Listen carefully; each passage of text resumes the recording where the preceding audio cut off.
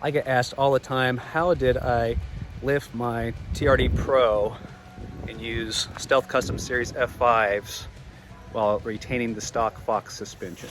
First off, I did have to lift it a little bit, so I used the Westcott Industries lift kit. Essentially, it adds a little spacer on top of the strut between the strut tower and the strut assembly, and then you switch out the lower perch with their perch, and it essentially gives you about another inch and a half of lift in the front.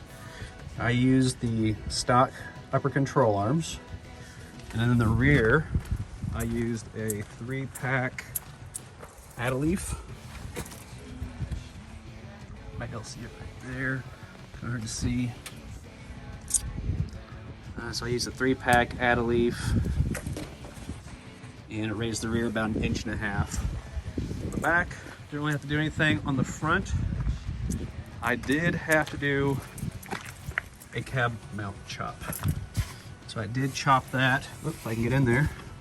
So you can see, cut it back, add the bracket or the filler plate, and then I put some seam sealer on the welds and painted it up. I did not bend the pinch weld back. This truck is mostly my work truck. I do take it on some Forest Service roads, but I do not have to flex much. I imagine if you're going to take it off road some, you'll probably want to pinch that and bend it back and fix it. I did have to trim my inner fender a little bit. I probably need to trim it up just a little bit more. There's a couple places where I rub when I'm backing up, kind of backing out of the driveway a little bit.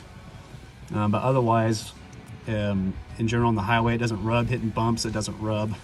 And that's how I fit these wheels on this truck. These are the 17-inch by 8.5 version with a ET of a -10. So these are negative offset wheels. I am running 285, 70, 17 Falcon Weld Peaks.